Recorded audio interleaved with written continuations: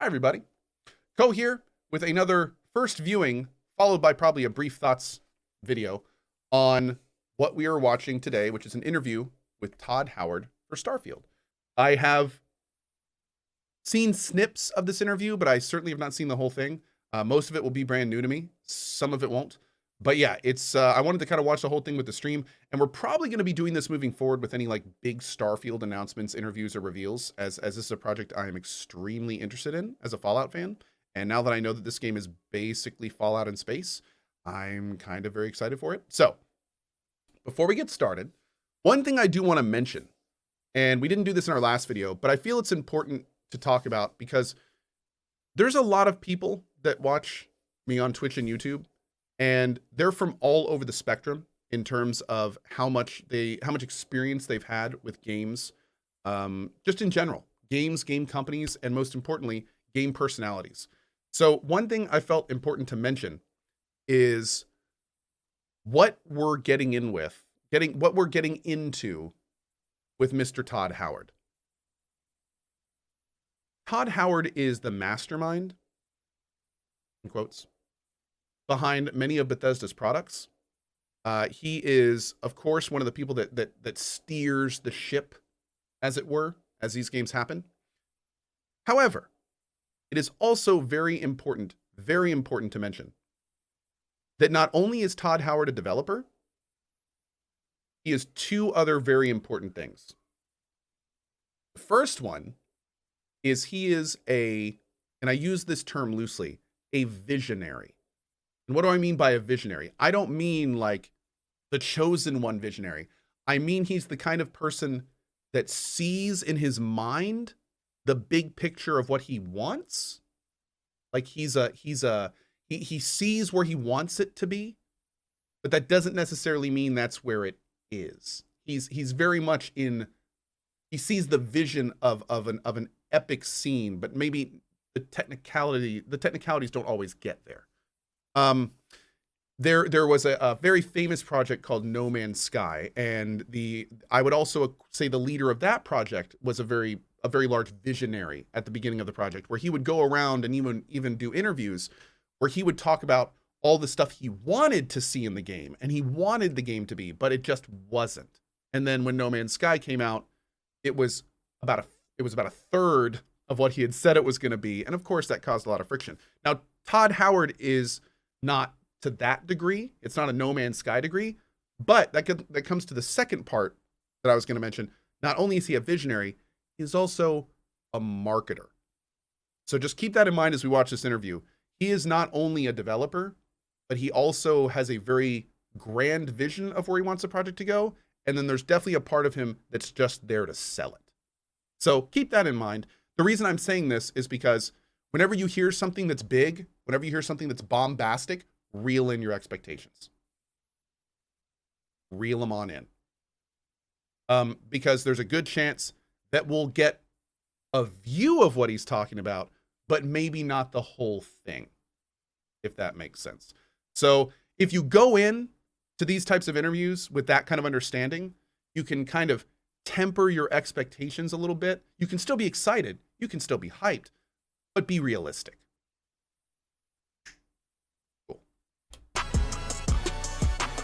Welcome to Summer of Gaming 2022. I'm Ryan. He sells the dream. I like that. I am always pleased to sit down, even if it's remotely over the phone, with Todd Howard, the game director. Oh, so this is an IGN interview for the record. Game Studios.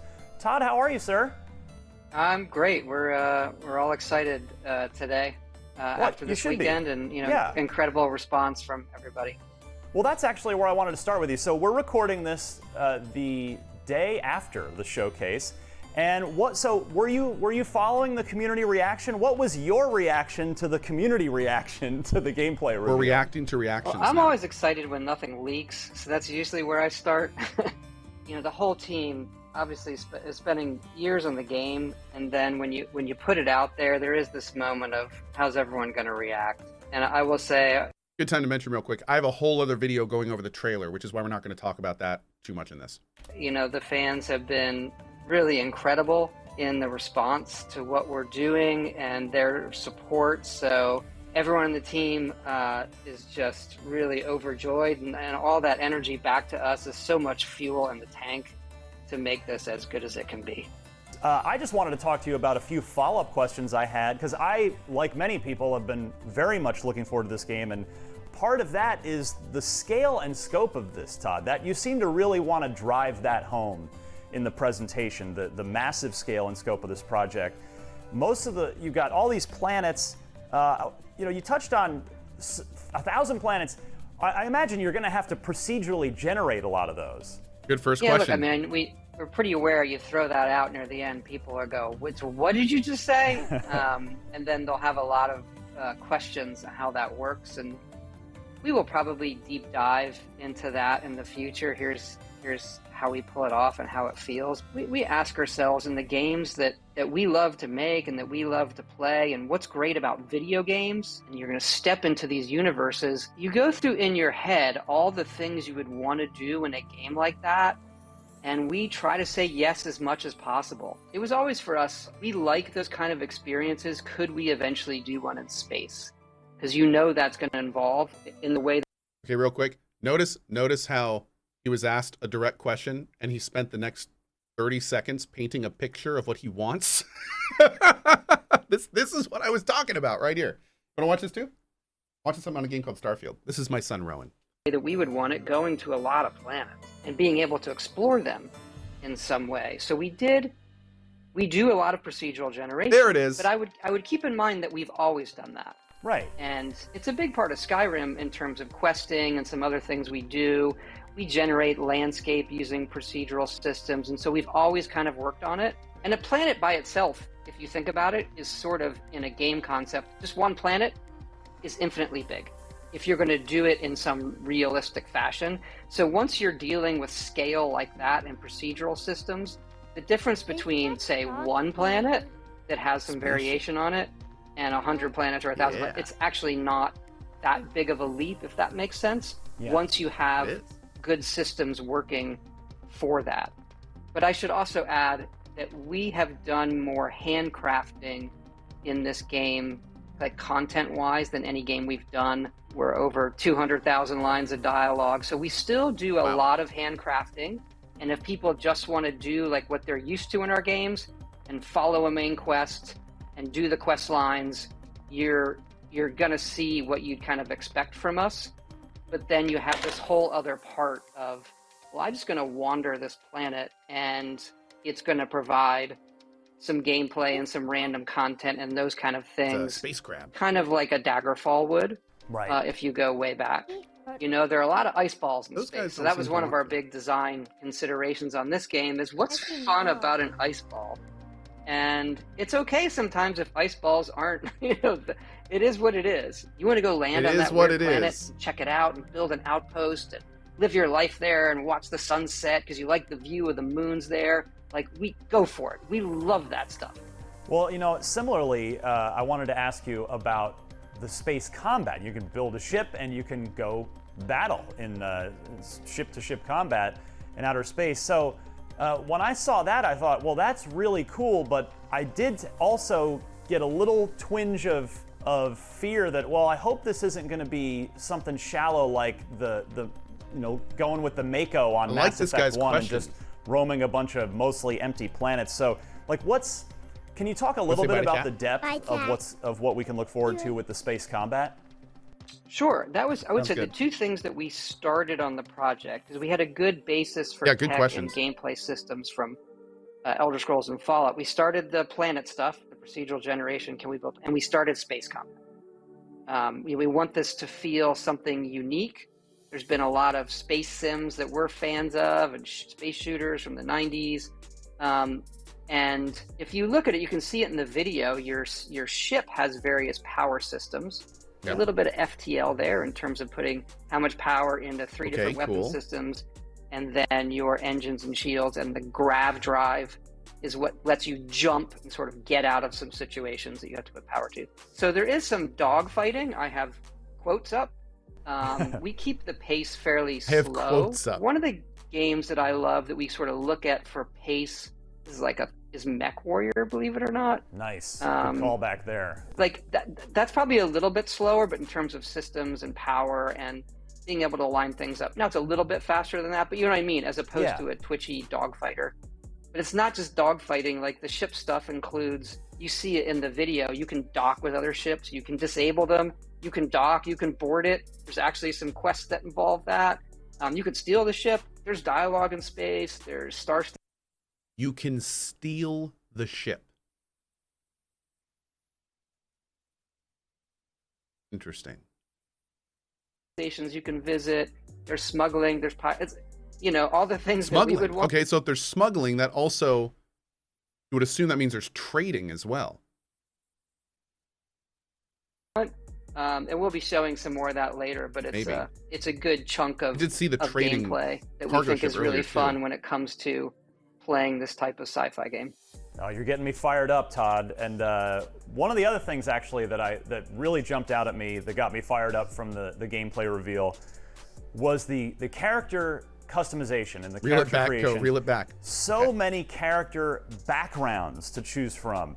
Beast Hunter, Bouncer, Chef, Diplomat, Gangster, Ronin. Those are some of the ones that jumped out at me. How many are in there, and what's your favorite that maybe you've been messing around in a build lately that's you've been having fun with? I might get the number wrong, Ryan. Maybe there's 20. Okay. We add or remove. Yeah. And that really is, think of it like a class, kind of. It's a start. Right. Here are your starting skills. There is some dialogue that works into that choice, and some other options in the game based on what you picked. It says here you spend some time as a diplomat. Having a way with words might prove useful. I mean, I think the chef is kind of funny, to be honest, which is why it's... If it's anything like previous games, it's going to have an incredibly small effect, and it's probably just going to be a few lines of dialogue here and there. Like maybe one quest has a slightly different outcome because of your background. I wouldn't expect really anything from this. Starts the video. I love these starting skills of like astronomy and knives. And wellness. So there's some things like that that's a bit more interesting role-playing outside of your usual... It's just what skill groups you want to start with, essentially. People. So we do have some really nice role-playing systems for, you know, some other options in terms of dialogue and crafting, being able to manipulate people, those kind of things, leadership, that I think are pretty interesting when it comes to the content we have. You know, something else that's always memorable in your games and your team's games is that first moment when you come out of, whether it's a jail cell or a cave or whatever it is, a vault, and you see the game world for the very first time. Is there a handcrafted moment like that in Starfield, given that there are many worlds? There is. Look, the way the game starts is pretty set for everybody. Yeah. So we definitely have what we call the step out moment, and we probably have a few of them given the scale of the game. The early ones are the ones that we do spend time on to make sure it's impactful when you finally get to see a surface of the planet or what that planet looks like from space. Something else that jumped out at me from the gameplay was New Atlantis, that city. It reminded me of maybe the Citadel on Mass Effect 1, or to go back to one of your games, the Imperial City from Oblivion. What are some of the things we can do in there? Because it seems like a place that you're going to want to go back to time and again. Yeah, we have 4 main cities in the game, and New Atlantis is easily the biggest city in the game and the biggest city we've ever built. Kind of the capital here in the game, and it has all the services you would expect, and you can work on your ship there. The factions touch that, but that's also the headquarters for Constellation, which is the faction that you join. Right. That is the last group of space explorers, kind of this NASA meets Indiana Jones meets the League of Extraordinary Gentlemen. And that's really where the main quest goes through that group, so that's where they're headquartered. 15 minutes is a lot of time in a showcase, but it's not really a lot of time to go over everything in something as vast as what Starfield appears to be. So I wanted to ask you about the main story. Can you talk a little bit more about that? Because that's something that I feel like wasn't really touched on in the video. I mean, we know about Constellation. They literally showed like possibly the ending. Like what more does this guy want? And you're joining, but What's sort of the central conflict? What can you kind of set the game up for us a little bit? Yeah, we touch on it a little bit in the demo where Constellation is trying to, they're still exploring and figuring out the mysteries of the universe. And they also look for, old Earth artifacts. You'll see that in some of the stuff we hint at and the exploration. And then they've uncovered some of these artifacts that they don't know their origin. And that's the quest you kind of start on. And speaking of the main quest, role-playing gamers tend to be very obsessed with how long the game is. How with your games, there's never been a shortage of things to do. Hold on tight. Can we expect the main story to be roughly the same length? Do not put any stock in what you're about to hear. None. Zero. He might as well be like, banana phone! Like, it does not matter what he says after this question. Kind of hours-wise, as we've seen from your previous games? Or is that leveling up if he even along answers with the scope of everything else in Starfield? We usually aim for around that length if you look at our previous games, but this one's ending up a little bit longer. And we may tune that some still. And it's more quests, so it might be 20% more than our previous ones. So if you say, and your mileage may vary. People generally don't straight line it. But if our previous ones, if we aimed for, let's say, a 25-hour main quest, this one might be in the 30s, maybe 40 just for the main quest. Maybe 50, possibly 70. Close to 100. All of the other quests and faction lines and everything else we have here, there's quite a bit. There's quite a bit there, and we've sort of learned that people do play our games for a really, really long time. They're still playing Skyrim, not straight for 10 years, but they leave it and they come back, and there's extra content. And certainly we're going to be doing extra content for this game, and we love our modding community. We actually think this game for our modding community is going to be a dream because there's so much they could do. So we think that's a great thing that we love as well. You always aim for these big games, but you were talking about it at the beginning of our conversation that you tried to say yes to everything, to everybody's ideas for this. Do you do that in part because, like, if we take a realistic look at your studio and you personally, you've got 3 major game franchises under your direct control with the Elder Scrolls and Fallout and now Starfield. So did you take any kind of different approach to Starfield, knowing that realistically you probably won't be able to physically get around to making another one for at least 5 years and probably more like 10, given that you're moving on to Elder Scrolls 6 after this, and presumably Fallout might be in the I know about down the road as well. I know this. Well, I wouldn't say we say yes because we don't think we'll get another shot for a decade. We just think what we'd want to do in a game, and how can we make that work the best it can be. And there are some things that we don't do intentionally to say, is that really where we want to spend the time? What's going to be impactful? One for Starfield people have asked is, well, can you fly the ship straight down to the planet? No. We decided early in the project that the on surface is one reality, and then when you're in space is another reality. And if you try to really spend a lot of time engineering the in-between, like that segue, you're just spending a lot of time that's really just not that important to the player. So let's make sure it's awesome when you're on the surface and awesome when you're in space, and those realities look as good as they can be and play as good as they can be for those realities.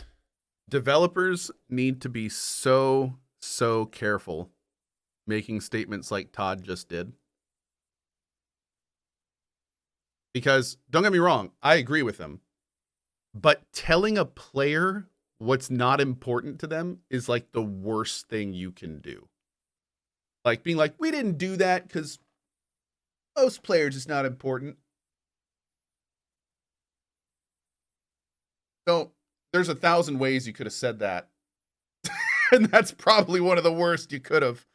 I think it would have been much fairer if he was just like, that would have taken us 100 hours that we could have put towards other things in the game that we wanted to focus on. There, just for the record, the reason I'm saying this, there's already articles out with the headlines, Todd does not care about you. So I'm surprised to have heard that. it was a little heavy But handed. the other thing you said, yes, Elder Scrolls 6 is in Some people love No Man's pre-production, Sky for that very fact. and we're going to be doing Fallout 5 after that. So our slate's pretty full going forward for a while. We have some other projects that slate's pretty full going in pre-production. Say it again. And we're going to be doing Fallout 5 after that. So our slate's pretty full going forward. We all knew it was coming, but it's nice to be confirmed. We have some other projects that we look at from time to time as well. But they do take a while. I wish they came I faster. too can't wait for Really 2064. We're trying as hard as we can when I play Fallout 5. but we want them to just be as best as they could be for everybody. Well, Todd, I look forward to learning a lot more about Starfield and, most importantly, playing Starfield at some point between now and this time next year, if all goes well. Todd, thank you as always for your time. I really appreciate it.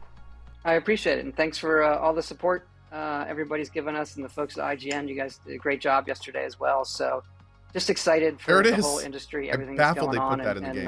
Xbox has been, I have to just say, this is the first game we've done under that, and they've just been incredible partners with us to make this the best it can be.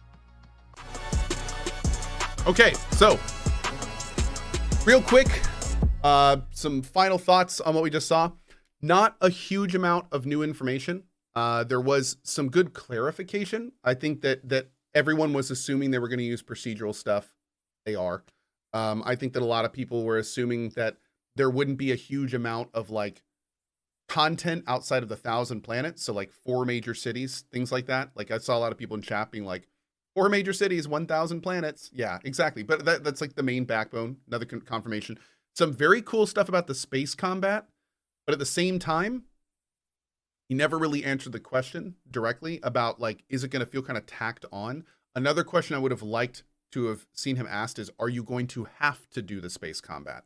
Because that right there would have told us very quickly like how core this mechanic is going to be. Like for instance, space combat can be cool, but at the same time, a good example like No Man's Sky, when they first added space combat, you literally would fight 2 to 5 ships every single time, and that was it. And then you dock with a station and maybe go and do it again. It was completely bland. It was boring. There was no reason to do it. Like it was literally, like the guy asked, it was tacked on and tedious.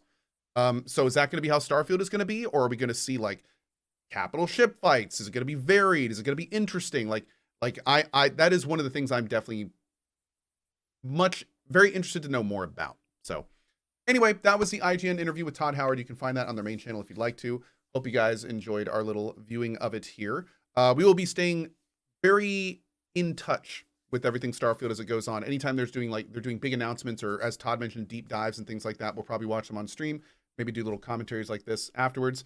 Quick reminder, keep those expectations low, keep them where they are. It's so much better to be surprised than disappointed. So make sure to orient yourself properly with all the information we've had in the past on this company and individual. And yeah, really appreciate your time. Thank you for watching. Make sure to stop by Twitch, twitch.tv/CohhCarnage. You can also find me on Twitter and TikTok, and of course here on YouTube. More thoughts videos, games, and all sorts of stuff. See you guys later. Bye-bye.